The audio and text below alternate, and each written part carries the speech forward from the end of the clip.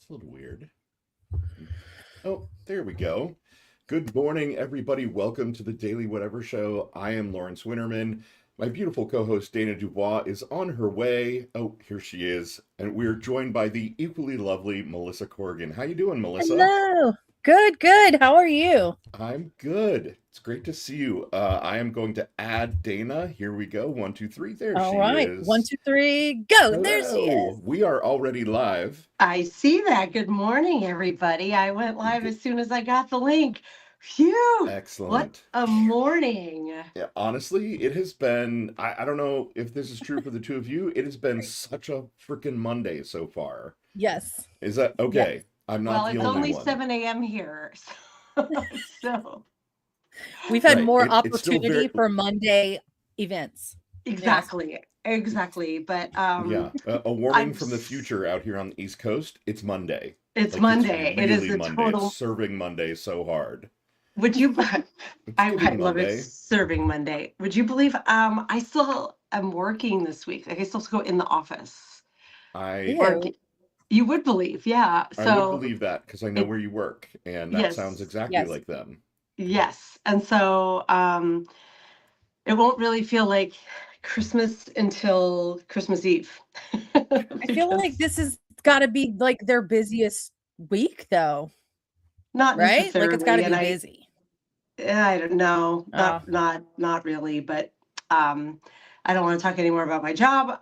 We got lots of other exciting things to talk about. We do. We do. So usually we do the like quick check-in of how we're all doing before we get into the news. Yeah, I mean, but screw that. We got breaking news from Julie Roginski to talk about. Exactly. And yes. who better to talk about it with than you, Melissa? Because like so last night I was like doing the futzing, having the computer on, all the things Sunday evening, right? And I see Julie is live with Michelle, Julie Roginski and Michelle Kinney are live Mayday Network, breaking a story. And it reminded me of just 2 weeks ago when we broke your well, Blue Ant Media broke your story and we reported on it the next day, Melissa, and just that excitement and the hustle and the being so grateful that independent journalism is still Yes. freaking happening, Right. right? Yes. Like Mm-hmm. that was the big takeaway, like initial takeaway for me of like, oh yeah, I bet this is only on Substack. I bet no news sources have picked this up yet. Yeah. And so I was like, oh my gosh, Melissa's coming on tomorrow. No one knows better than you about this because you just went through this. And Julie is one of the ones who helped elevate your story. Yeah.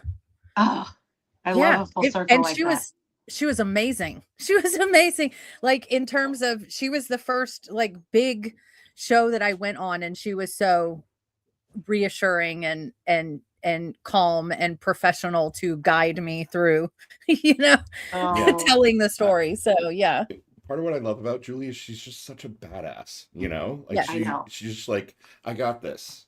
Yeah, You're yeah. good. Follow my lead. I Right. know. Right. And she's so accomplished and so smart and so incisive about her work. And she's also so cool and kind. We've had her on the show a couple times and Yeah. like just so human. And so I wrote to her yesterday right after the live was done, and I was like, any way in which we can help support this, and she was like, oh, I'd love if you talk about it on your show.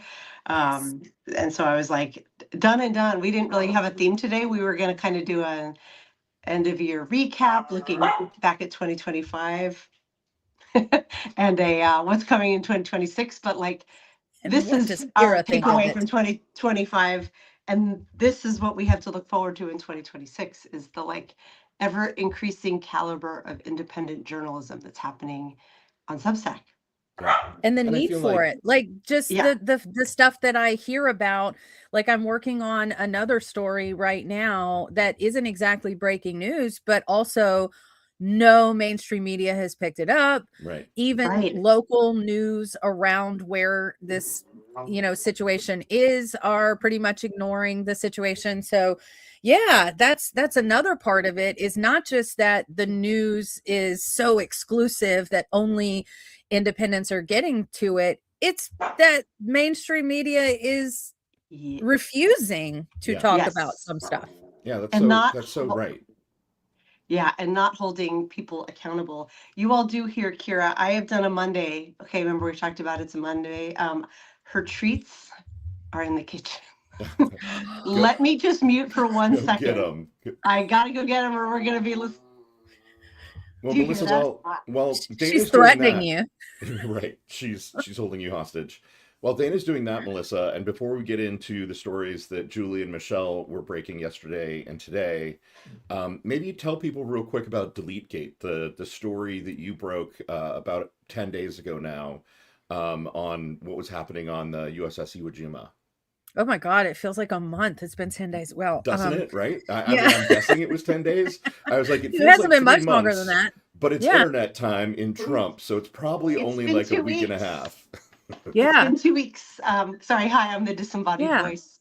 It's been 2 weeks because 2 weeks ago was the 8th, and you were out, and Melissa and Cliff were here, and we were talking about it. That's right. Yeah. That's right. So exactly Yeah. 2 weeks. So the general gist of the story is that there was a boat strike and there were 2 survivors. They were pulled out of the water. Now we know pretty much with certainty that they were in the water for 24 hours or Wow. 12 to 24 hours, because the strike actually happened on the 16th. And then on the 17th, these 2 men were pulled out of the water, brought on board the Iwo Jima by Marines, who immediately began sort of arguing with the shipboard personnel about the standard procedure of taking video, and said the Commodore ordered no video. Those on board the ship prevailed and video was taken. But then 2 hours later, the order came down from the admiral. Now we're still talking about which admiral was still in charge that day. Right.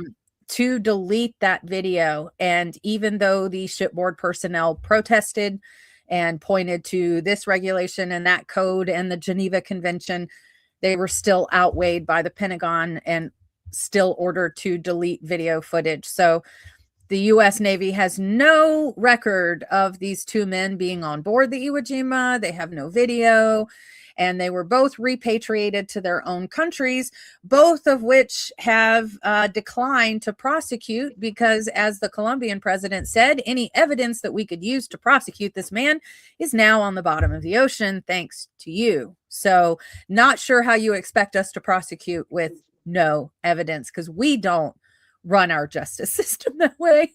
So yeah, that's in a nutshell what happened. So the thing that I think ties these 2 stories together, right, is that we are getting evidence that the Trump administration, in completely different pieces of the administration, is doing the things that we all thought that they would do, right? Like in our worst Right. imaginings, we thought, would this administration like try to set us up to go to war and then delete the video evidence that it's happening? Yes, and they are, and that's what your story proved. And then the story that Julie and Michelle broke yesterday is, did we all kind of think that the reason it was taking so long to get the Epstein files out is because they were going through and redacting every time Trump's name Yes. appeared? Yes. And Julie's story proves that that's true. We knew it. We knew it as a hunch that was be what it was going on, but Julie and Michelle kind of like blew it open with this this evidence. And we should probably, Dana, do you want to kind of summarize for folks like what Julie's story shows, basically? Sure. Yeah, a lot of folks in the chat are like, "What's Julie's story? What's Julie's story?" And Right. I caught the tail end of this yesterday. Have a bit of a summary of it here. So the Trump, sorry, the files that were just released, that the Trump administration just released, things were heavily redacted. We all saw that. It was like comically redacted. Trump's name not mentioned at all. And what Julie found was she was showing a screenshot of the redacted comment. I think we've heard a lot about it. It was pretty gross, but it was about nipples and pert nipples and what we Trump won't go into liked to details. do to the victims Yes. that he raped. Yes. But a year ago, the Biden administration had released that same part of the Epstein files, not redacted, as part of a different court case. And his name is right there. It's right there. So one of the main points that she was making on her show yesterday was that, first of all, that's awful. Like we can just pause there and be horrified that it's redacted. Right. But on Meet the Press, Todd Blanche, the yeah, guy sorry, who negotiated Ghislaine Maxwell's yes, non-confession of, when she professed that Trump was absolutely innocent and didn't do yes, anything out of the ordinary with underage no. girls. To him, it's probably not out of the ordinary, but Right, yes, exactly. So this guy, Todd Blanche, that DOJ lawyer, he was on Meet the Press. And go ahead, sorry. yeah. And he said the only times that names were redacted was to protect the victims, and that it was not to take out names like Trump's name. So he blatantly lied on Meet the Press. Meet the Press being kind of the gold standard of legacy media, Right, and no one on Meet the Press had their shit together right, to challenge that assertion. So these were the points, kind of the top level points coming out was, of course, they were redacted just the way we thought that they were redacted. Um, if someone had done their homework, they would have seen that this part of it had been exposed just a year ago. And on Meet the Press, he was perfectly willing to lie, and that no one on Meet the Press challenged his lies. right. So it's kind of a four punch, like deep levels of how many things are wrong Right. in this story. It shows that like the corruption and the rot like goes all the way to the root, basically, which again, it's not surprising to us, but it's being revealed. And then Julie published another article this morning. Yeah, talk Uh, about that one because I am just waking up to it, so I yeah, haven't had so a in chance that to one, read it. basically, there's a document that was released with the Epstein files that leaves a victim's name unredacted, right? So in that Okay. document, the victim's name is unredacted, but Trump's name is redacted. And so the whole Ugh. like, we're only redacting the names of the victims is like clearly not true. I mean, Right. I suppose if you're MAGA, Trump is the victim, right? But Oh my God. obviously, fuck that if that's indeed the way that they're playing this. What seems more likely is that this was a warning shot to all of the other victims out there, all the other survivors, that if you don't shut your mouth, your name too will be released accidentally as a part of the Epstein files. And so Oh my it's literally God. like the whole sort of mob boss playbook, right? Of we're gonna lie, we're gonna tell you like don't believe the evidence of your own eyes. We're gonna blatantly cover our tracks right in front of your faces, and then also apply a pressure campaign on the victims, on the survivors, so that they feel like they are not allowed to come forward and speak the truth. It's fucking gross. And we knew Well, that let these me people. tell you, this is an old playbook. I Yep. grew up in this playbook. I grew up in the Southern Evangelical Church, where if a pastor, it seemed to always be youth pastors. If a youth pastor got inappropriately involved with a 16-year-old girl, they would bring him up on stage, and the other pastors would lay their hands on him and pray for his salvation Mm. Ugh. while that Lord young Jesus. girl got talked to about how she was in the wrong. She knew he was a married man.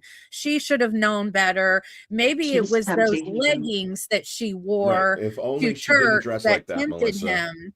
So this is an old playbook. Oh If my you grew God. up in the evangelical church, this is completely normalized, which is probably why there's this big overlap of MAGA and conservative evangelicals who now look at the Trump situation as, oh, well, can we just lay our hands on him and pray for him and he can be forgiven, while his victims, we can question, why were you there? Why were you around a bunch of older, wealthier men? You knew what you were doing.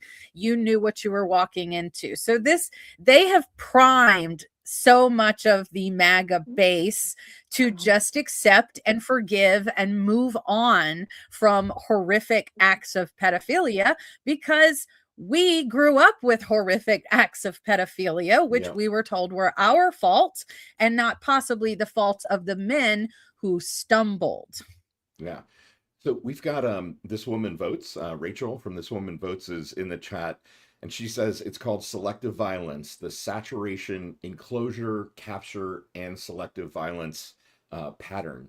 And thanks for being here, Rachel, and thanks for calling that out. Like Yeah.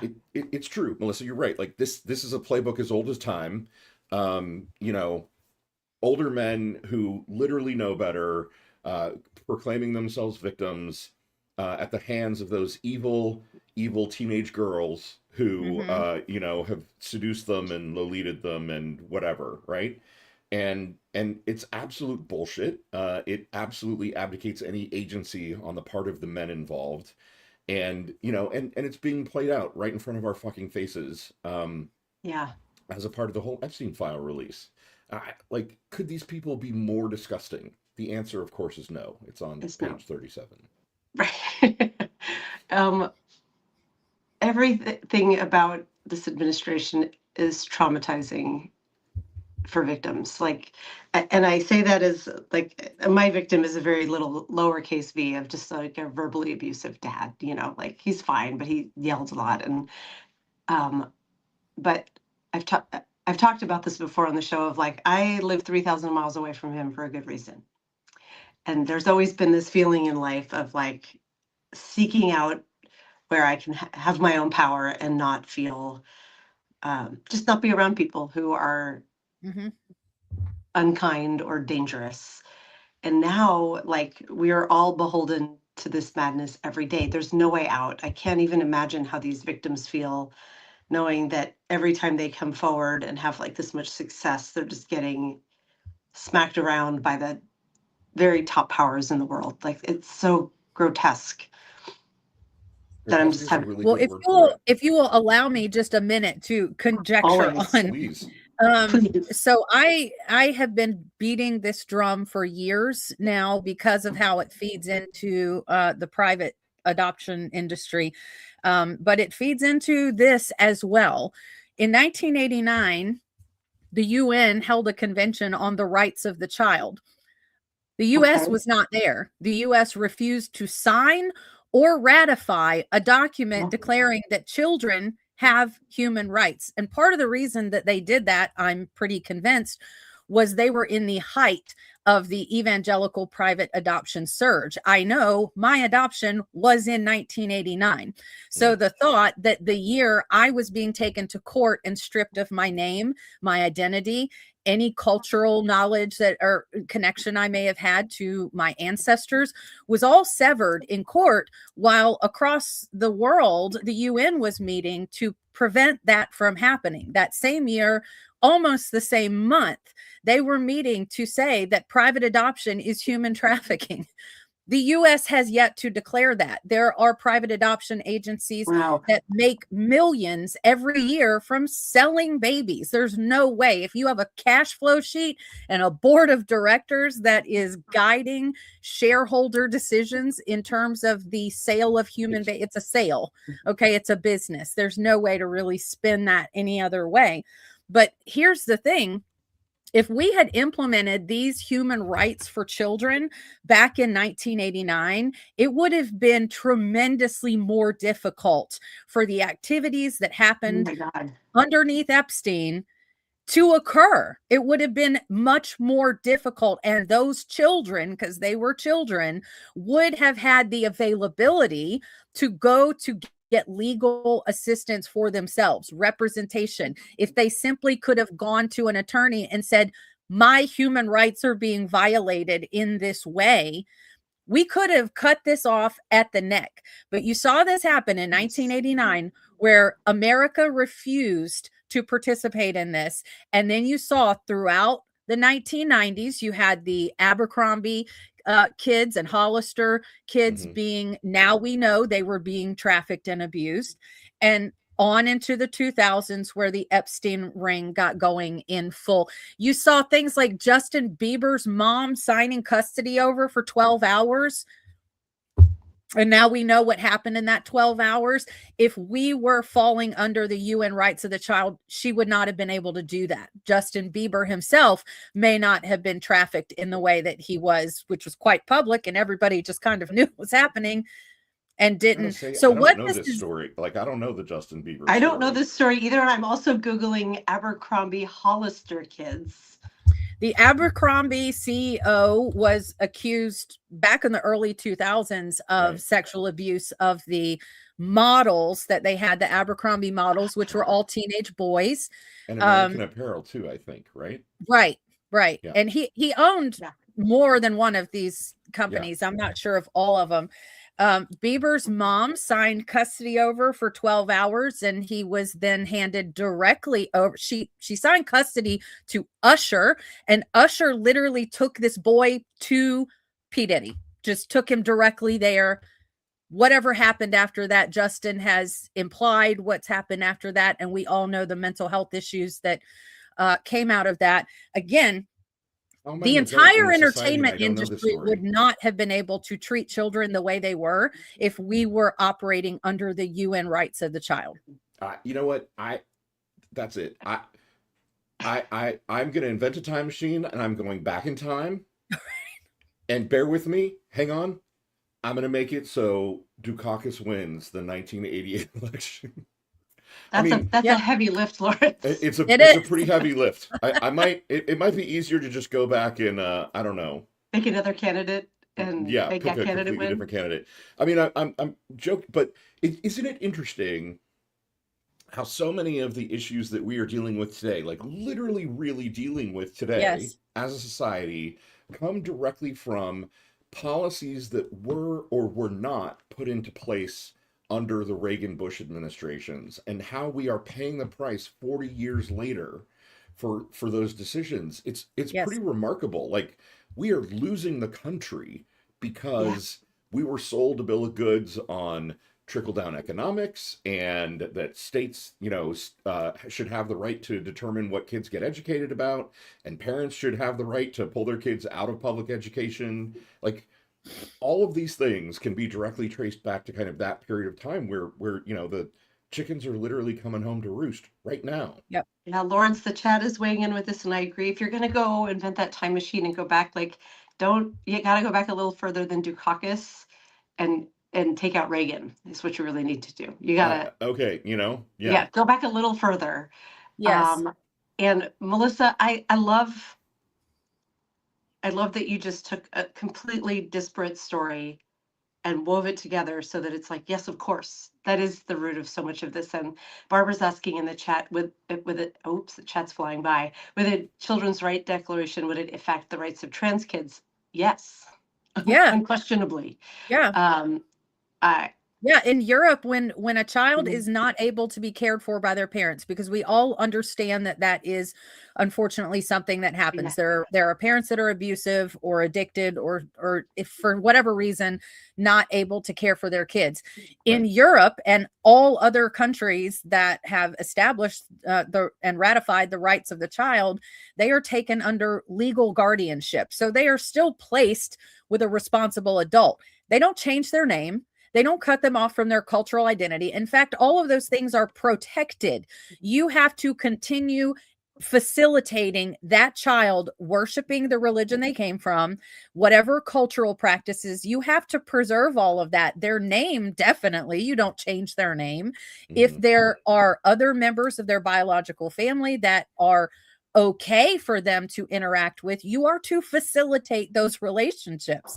And this is a no-brainer to me. If your true intent is to protect this child from harm, you're Yeah. not going to further harm them by changing their name, cutting their culture. That is harmful to them. So you're going to preserve all of that.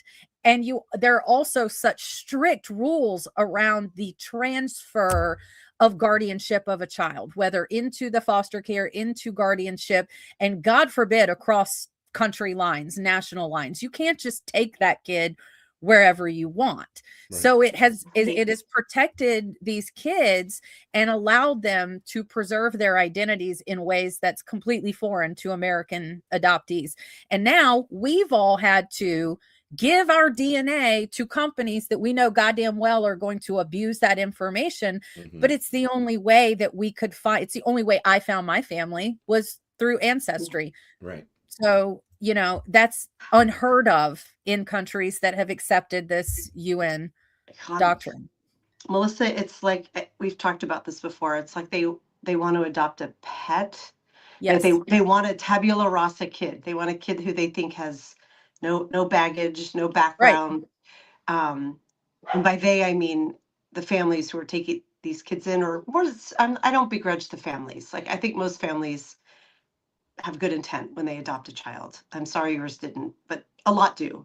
But it's the companies and the money they're making that they think they're a better product. This is what's coming to mind for me of, can we take this child and sort of make it a blank slate for these families so they don't have to worry about pesky things like their religion and their name of origin and keeping in touch with other family members. Well, that's They why disappear. infant adoption is so highly sought after. You get a blank human.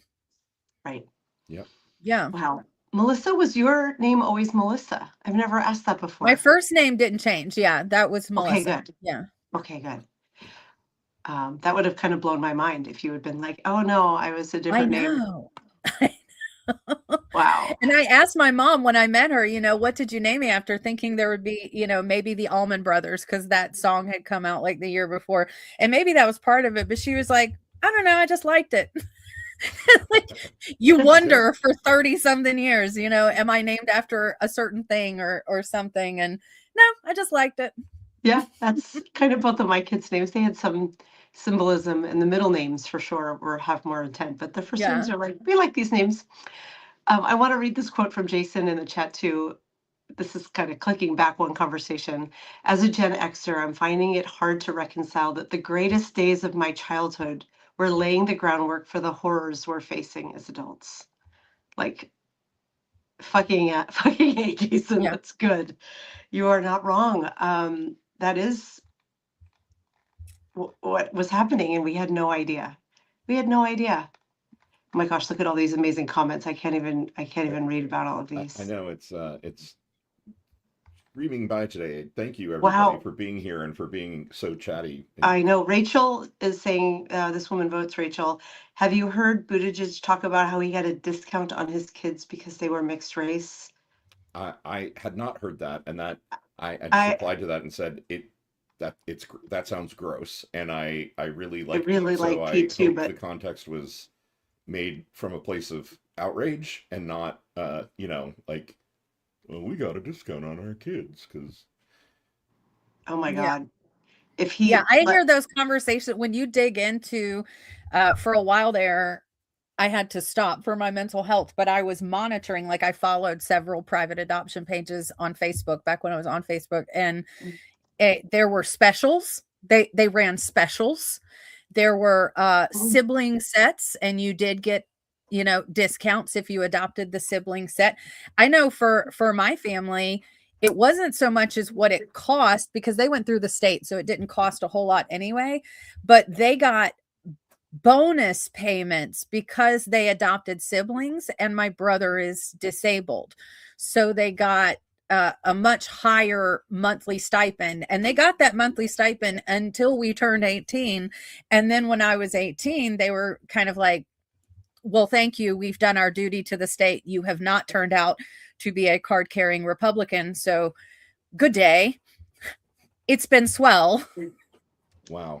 Yeah, in reading your work on Adoptere, am I saying that right? I've always seen it written, but Adoptere. I had a feeling it wasn't quite right, which is a publication Melissa runs for adoptees.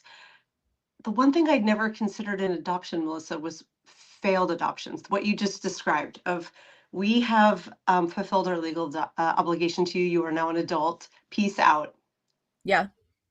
And that's a tremendous number of adoptions. I would wager, with the work I've done and the people that I've talked to, hundreds and hundreds of people, that I would say it's far more common to have a failed adoption than not. But I mean, with the system that we have currently in place, it kind of facilitates that. You would think that if you need to place a child, particularly I was 6 at the time, if you're going to place a child that's already a sentient being then they would spend time with that family and see if it is going to be a good fit. Right. We were a 3-month process from the first time we met these people till we were in court becoming legally their property. Just like that, they erased my name, any mention of my parents. They give me a fake birth certificate, which that's a whole other situation now in the age of ICE.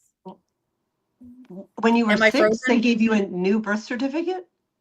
Yes, we got a new birth certificate and it put the adopter's name as mom and dad. And now what you're seeing with ICE is, God forbid, okay, I'm white and I was adopted by white people, so I'm pretty much safe from that.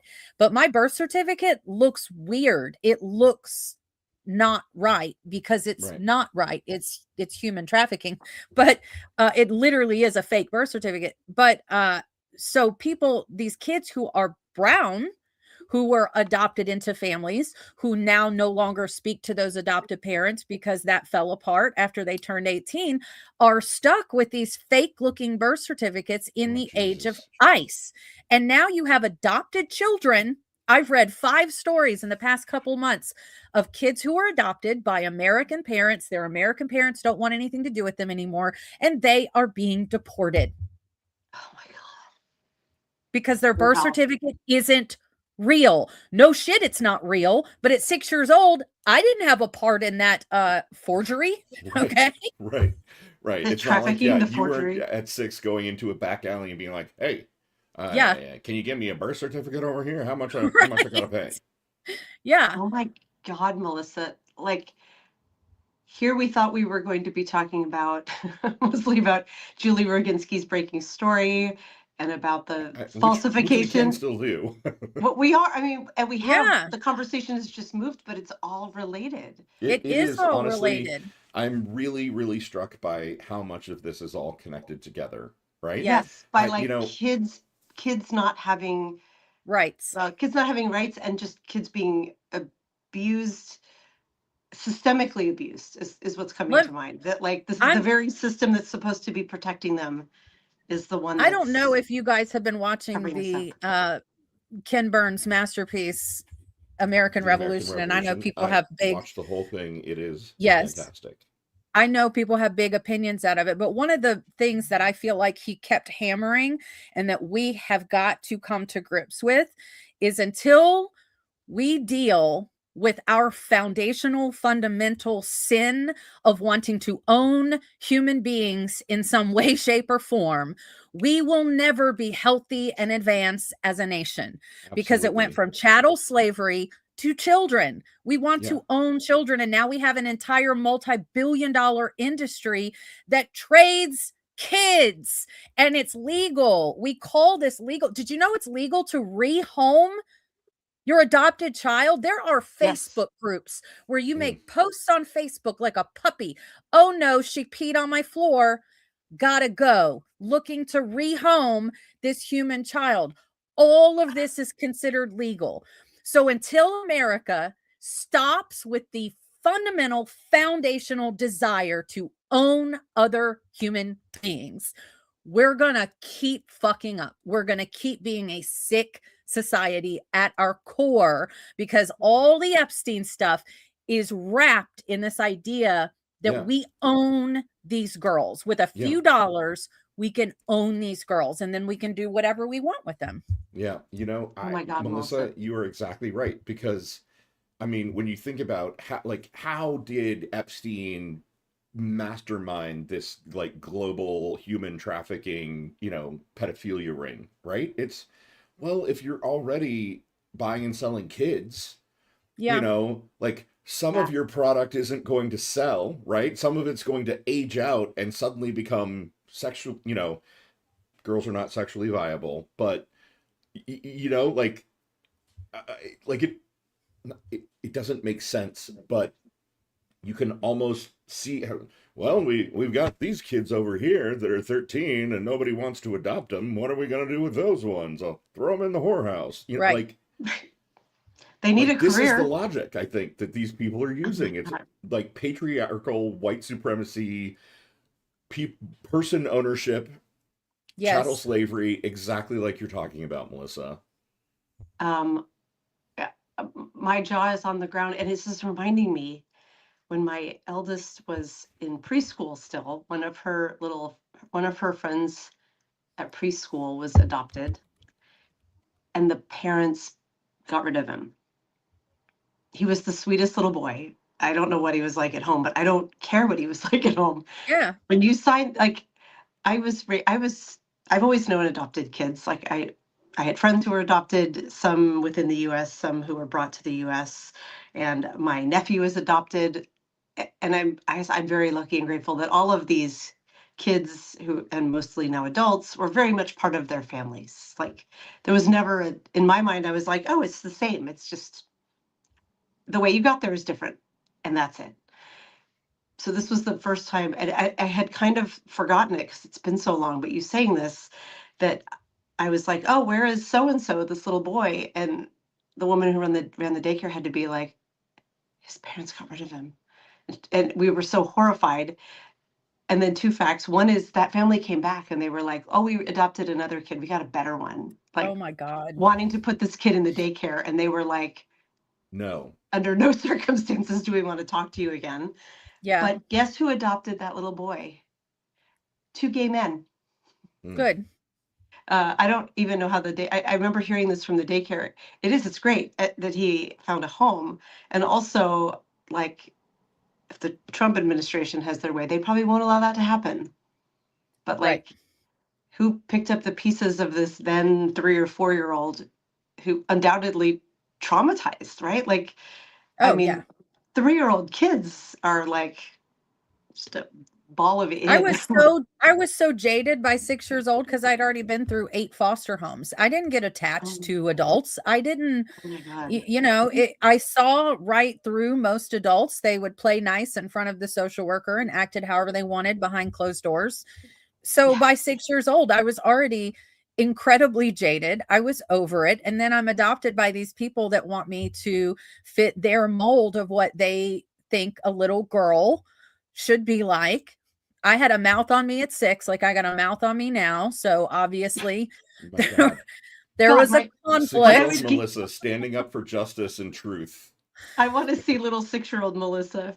Although I you was kind of can. feisty. I mean, I've seen your daughter. I She looks fought just like you. I fought foster parents.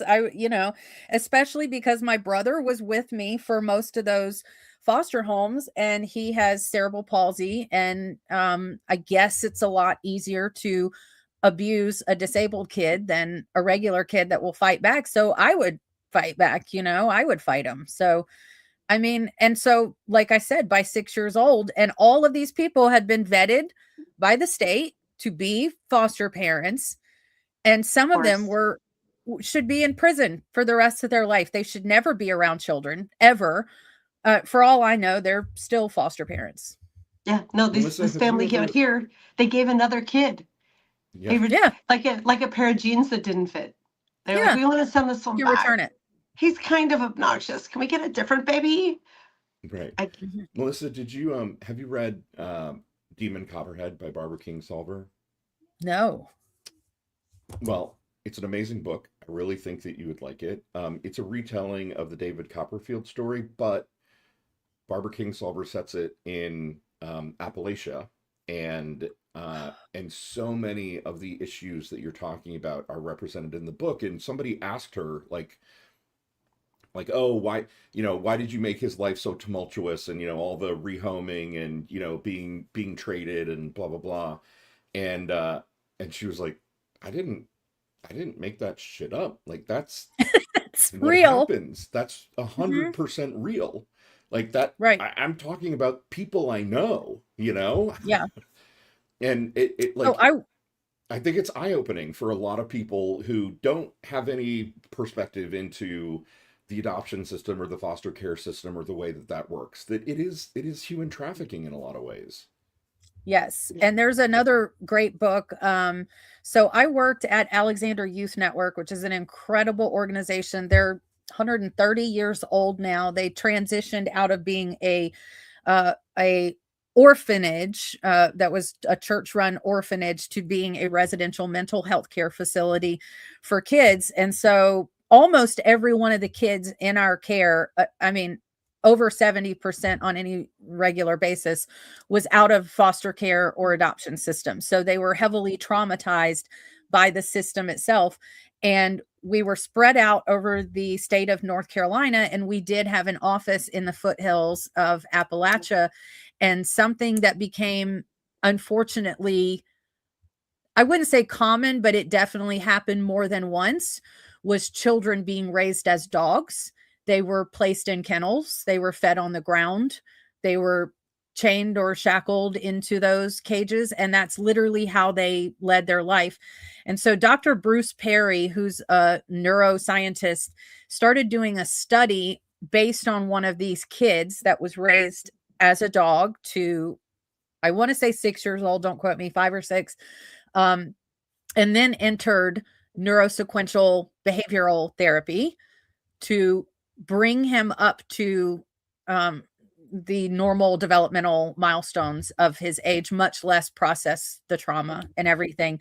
And so what he discovered out of that research, he wrote a book called, oh shoot, it's probably on my bookshelf around here somewhere. The Boy Raised as a Dog, I believe is the title of it.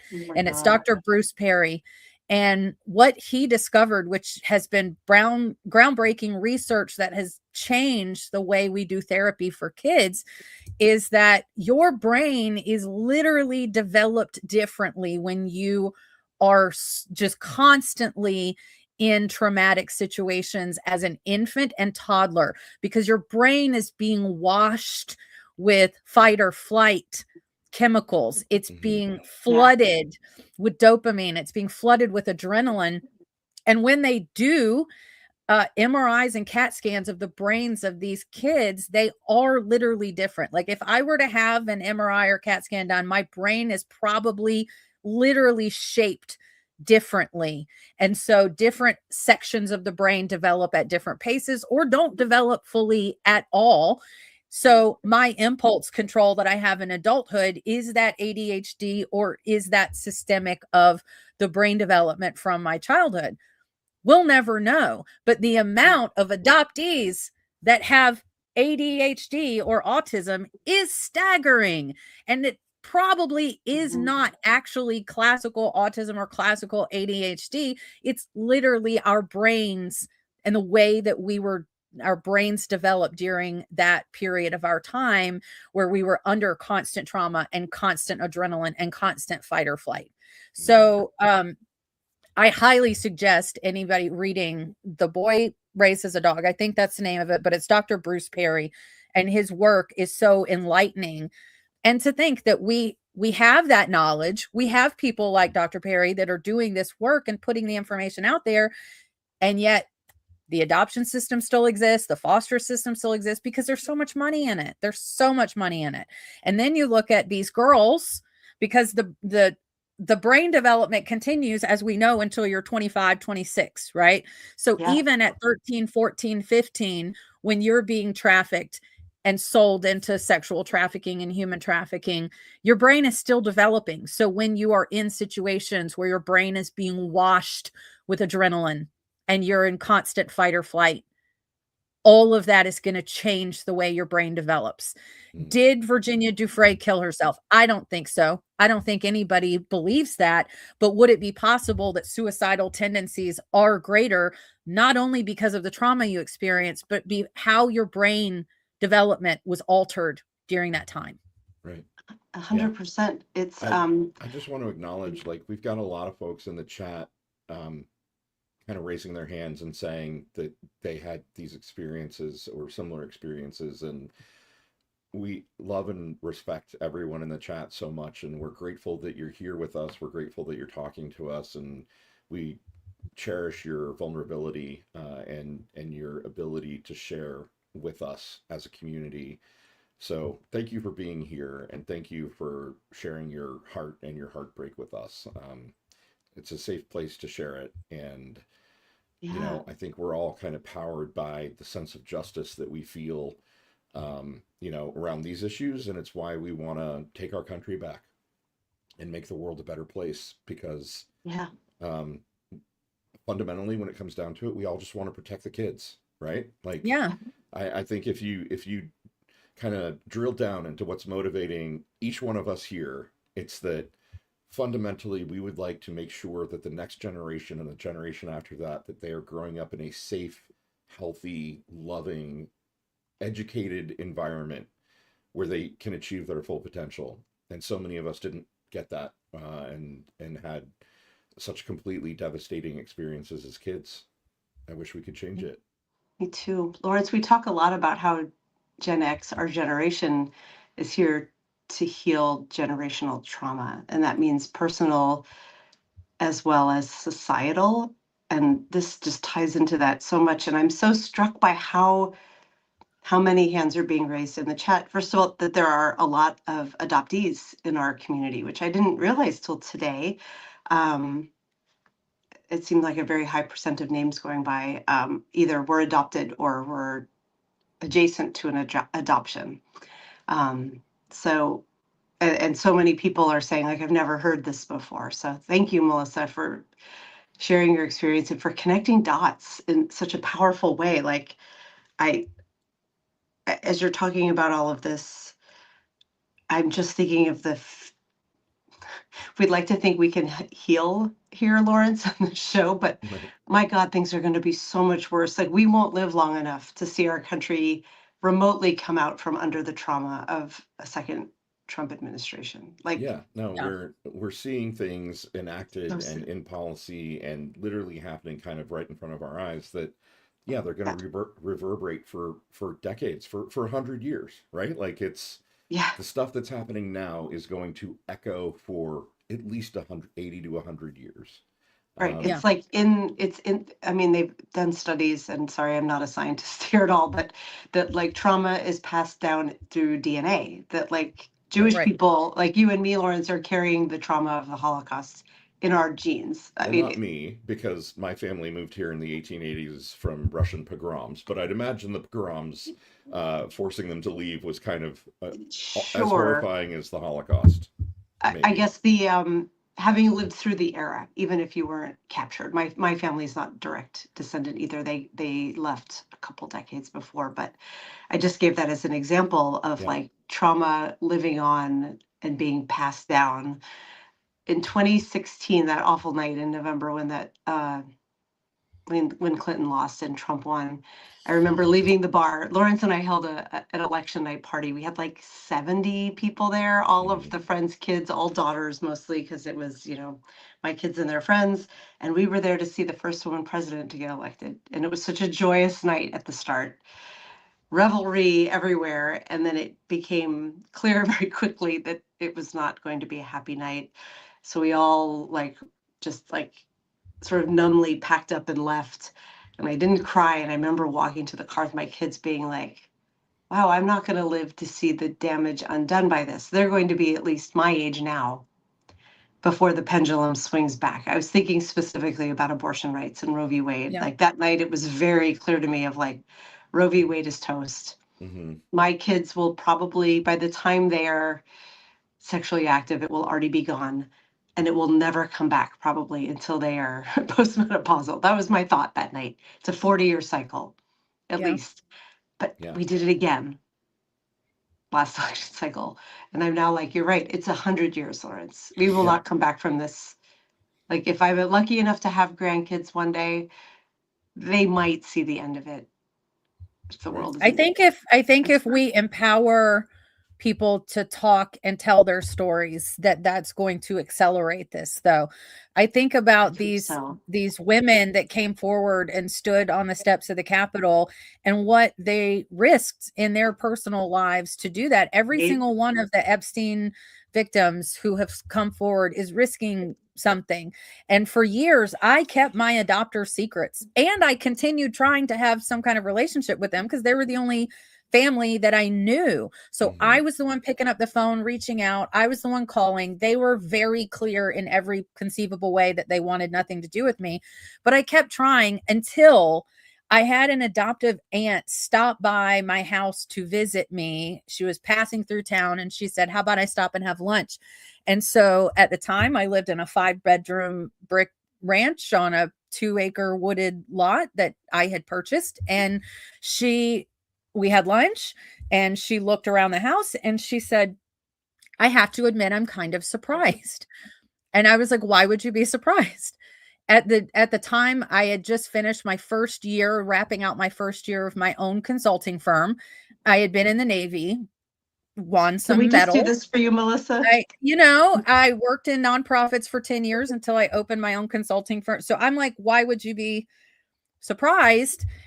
And then she tells me that my adopters had been alluding to severe drug use, interaction with law enforcement. Like they had been making up these lies about who I was to justify why they weren't speaking to me. Mm-hmm. And that all was denigration of my character and acting like I was a drug addict that was, in and out of jail.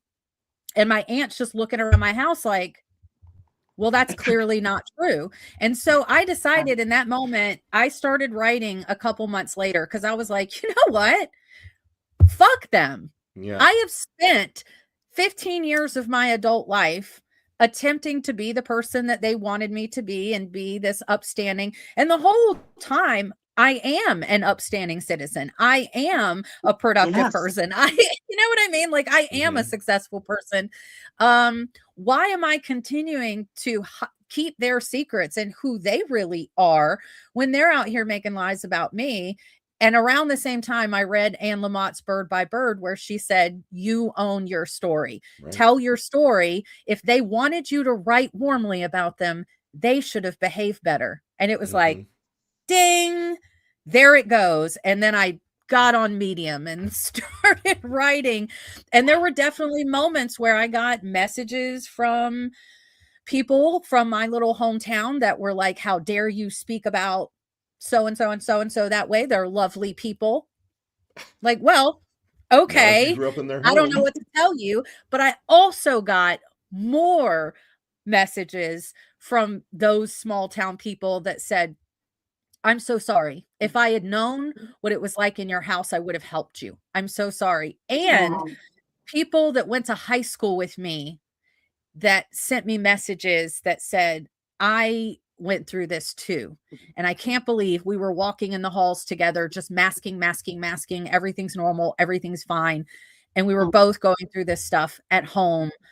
Thank you for saying what you're saying. I don't think I can because I still live here, but I appreciate. So I think the more people speak up, because you're right, just in our comment section, just when I go and have conversations with people, the amount of people that have been sexually abused in their childhood, adoptees that were abused physically, sexually, mentally, emotionally, spiritually, across the board is positively staggering.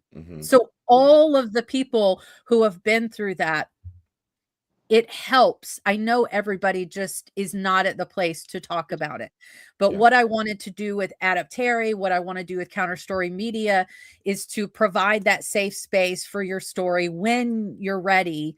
Let's talk about it. And even with Served, with the stories of veterans, the stories I get from Vietnam vets are unbelievable, and they don't want to go to the grave holding the government's secrets. So we are all collectively tired of holding abusers' secrets. So we need to get it out and inform the national dialogue, and that, who knows, may prevent things like the Epstein circle, the trafficking ring, from happening again. If 15-year-old girls are empowered to go to the adults around them and say, hey, this is happening to me. Let's get there. Let's make that all tied. That's what ties it all together, right? Is that we are tired. You said we're tired of holding our abuser secrets, and that's literally what's happening on the national stage in front of us right now with the Epstein files. Is Trump is clearly and obviously an abuser, and is clearly and obviously named repeatedly in the Epstein files.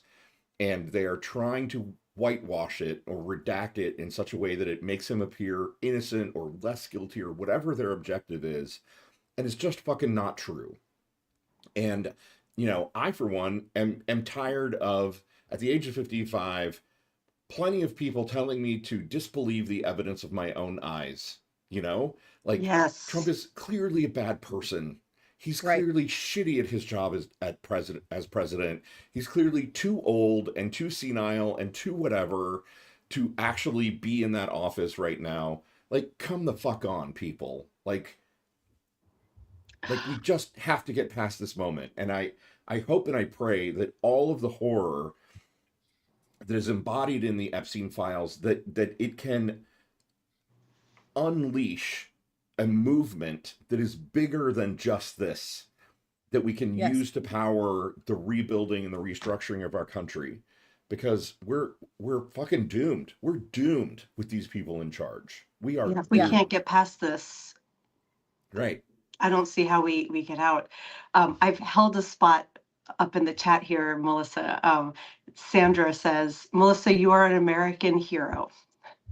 And I wanted to say it out loud on here of like, this is how we make a difference. How many people are here today who are hearing what you're saying and they're like, oh my God, yes, and me too.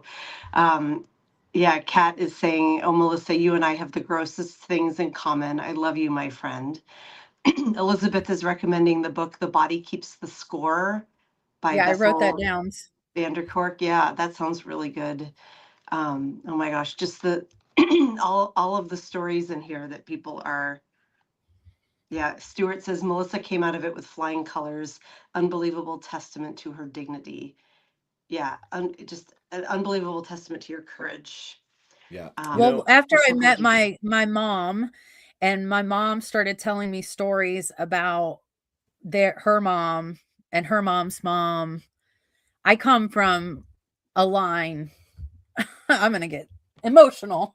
Do it. I come from a line of women who endured unimaginable shit. I mean, and they came out of it with dignity. And there was divorce before divorce was common, and there was a sense of community among the women in my family, that they took care of one another when those divorces happened and when they left the men that beat them. And um it's in my genes. I carry, I'm sure, plenty of trauma in my genes, but that has made us super strong, super fighters.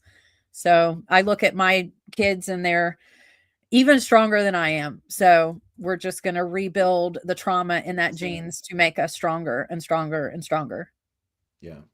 I want to end on maybe a hopeful note, which is Shar said something in the chat a while back now when we were talking about generational trauma, and she said 7 generations. And so Shar is my friend and my teacher, and oh my God, I'm gonna cry. Oh. And I have had the joy of learning from her for a really long time. And she comes from an indigenous tradition, and the thing that she adds into her prayers all the time that really like reset my frame of thinking is, in her prayers she asks for something to be like for the highest good of this generation and for the next 7 generations. And that is such a mind fuck when you think about it, right? Like, what if we were all doing things that weren't just good for us and good for our generation, but we're literally thinking about the next 7 generations to come?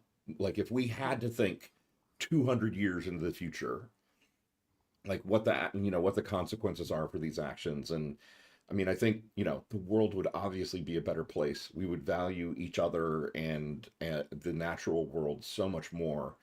But maybe that's the kind of thinking we need to get out of this place of just abject moral poverty, you know? Yeah. Yeah, I think that we're such a young country. We don't think beyond our own noses, right? We're Right. just Right. like, oh, am I getting an incentive tariff check? Right. Right. Done. This Right. is And clearly then, the best thing. we could have looked to the indigenous people who were on this land Yeah. and looked Right. to the decisions that they make. I mean, we know now with archaeological evidence that a lot of these tribes had the technology to do some level of industrialization and automation and, production in that way. And they chose not to. And so the fact that they chose nurturing nature instead of exploiting it for everything they could dig out of it, that they would plant crops in a way that were regenerative so that it nurtured the soil for future crop cycles. They didn't just plant a bunch of shit and leach all of the nutrients out of the earth and then move on. Soybeans, right? Yeah, monocrop. Right. Yeah. So, we could have all the things we could have looked to indigenous populations to learn. They've been here thousands of years and have established civilizations. What can we learn from them? But instead you have this white patriarchal, we know best, so we're going to come in and make them do everything our way. Right. And by the way, here's smallpox. Have fun with that. Sorry, that's a bad joke, but yeah. My gallows humor. Oh, yes. And I wanted to say this earlier, Amber. Thank you in the chat for bringing this up. We had your weirdo friend on a couple weeks ago, and they said one of the most profound statements that is exactly this conversation of domestic, what we're experiencing as a country, this moment in political time, is domestic violence at scale. It is. Yeah. That's such a succinct, beautiful way of connecting it. What this conversation has been for the last 50 minutes. Yeah. Domestic violence at scale. Yeah. It all starts at home. It all starts with how we treat our kids. And I don't just literally mean our own children we bore, but the children of this country. Yeah. Right. No, I mean, I'm a gay dude who doesn't have kids, but I think about the children as my, I'm the uncle, I'm the gunkle, I want I'll happily pay my taxes if every kid gets fed and clothed and educated and lives in a safe home, and goes to a good school. Fuck yeah. Tax the fuck out of me, please. Yeah. It's, I don't think I'm naive about the world. And even I'm a little shocked by how many people in the chat today were like, yes, me too. Right. I'm not. To the abuse. No. I'm so sorry for everything you've been through. I'm so grateful you were here to kind of kick this conversation off and connect the dots, Melissa. And I hope this was supposed to be like a year-end recap, looking forward to the future episode. I feel like this has been really, I hope this has been healing for a lot of folks. And that's our stories are all we have to connect us to the past and bring us forward and try to make everything better. So thank you for sharing yours. The new Me Too movement, Yeah. If only our country could have nuanced conversations. Right. And right. Without experiencing weird Russian-backed backlashes. Right. Right. 22-second reels clipping weird parts of it that made no sense. Our show is always a conversation, not an interview. And this is why it can take a while of talking to get to the root of it. And I'm kind of blown away with the direction the show went in today. Thank you so much for coming on, Melissa. Of course. Yeah, we're going to talk to you again and again and again next year. Right. And I'm just going to say, Teotihuacan, Wauki, I'm following you just because that's a cool fucking name. And I appreciate your comments. Yes, I'm so glad. There's so many comments I see that. I know. Teotihuacan has one of this was so needed right now. Therapeutic. We need more conversations like this. Yeah. Yeah. And there's a lot of comments. Jason has one here, and I've seen more earlier of we need to root cause why our country wants to worship Trump right now. And I think that's what this conversation is doing. Yeah. Yeah. Well, it's control and it's money. Money is embedded throughout this. Yeah. Epstein was able to traffic all these girls for money. It was money. The private adoption agencies have a lock on the adoption industry because of money. You cannot be a strictly capitalist nation and spiritually healthy. It's not possible. And if we want to up-level it even more, right? Look at what we're about to do in Venezuela, right? We all know we're about to go in and fuck up Venezuela as a part of a fake war. Wars leave orphans. right? Yes. Like, if you want to talk about how this is all tied together, the war rolls through, kids are orphaned, women trying to survive maybe have to turn to sex work just to, and end up having kids that they can't support. And then you've got, children available for adoption, right? Or Right. available Yeah. for sex trafficking or what, That could be like, why Pete Hegseth has included in this year's NDAA extra money for service members who take in kids for fostering, yeah. which is in the NDAA. Isn't I that mean, weird? right? Really? It's That's very all fucking specific. connected. It's all tied together. And you're Ah, right, Melissa. It's all money. Wars are about money and power, and all of this is money and power connected to the, fucking white supremacist patriarchy. Right. oh my And we're gonna gosh. burn it all to the motherfucking ground. Yes.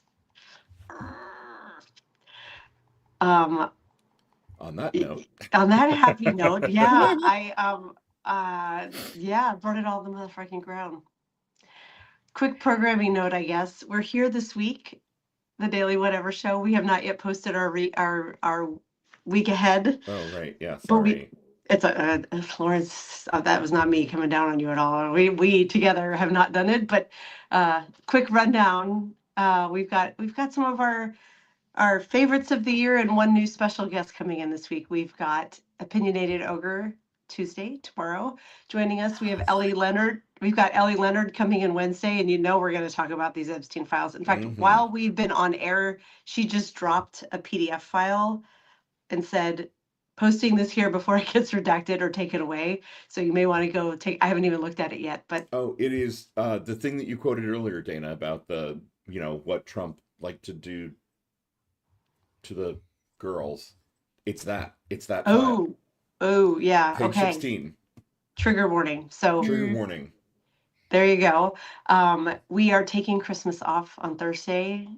We will not be here, but we are coming back for Fucked Up Friday on Friday with very special guest Kazim Rashid. So cannot wait for that. I love his work, and I kind of can't believe we're going to get to talk to him Friday. So then we're going to take a week off between Christmas and New Year's. I love that on Friday, the day after Christmas, it's going to be two Jews and a Muslim guy talking about what they did for Christmas.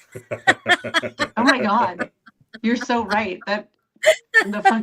Yeah. Oh God, what news is going to drop on Christmas? Now I'm scared. Honestly, right? Like I saw somebody. I think Stephanie Drury posted something. Our friend Stephanie Drury posted something that was like, if he dies on Christmas, I will go back to the church. Yes.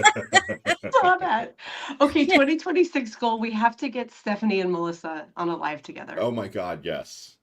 Because you're both like former evangelical survivors of the Christian evangelical patriarchy. And just like brilliant, amazing women and moms and just spitfires. You guys would get along so well. But we're taking a week off. And then when we come back in the new year, Lawrence, you will be off for 2, possibly 3 days at the start of the week. And Melissa is going to be my co-host so that we can keep going while you are on your secret scheming mission. Mm-hmm. So, I spent a good chunk of my day yesterday booking guests for January, and we have some really good ones. So I'm not going to spill the beans yet on who they are, but this woman votes. Rachel is coming in that first Monday of the year. I will spill that one. So it's going to be the three women kicking off the year on fire. We're just going to be like, oh my God, I love that. Yeah, it should be great. I'm really, really excited. All right, we should probably go. Thanks everyone for being here. Thanks for this has been such a good show. Thank you all guys for your time, energy, and compassion here in the chat. We love it. Lawrence, should we do our thing we were talking about where we just send this one live right away? Oh yeah, for sure. Okay, so we usually wait and post a big recap, and last week we literally didn't post recaps the whole week because the week got away from us. So we posted a weekend recap where we talked about the show, but otherwise we're going to use the Substack just auto posts in the interest of getting this out in the world faster. Yes. Okay. Right.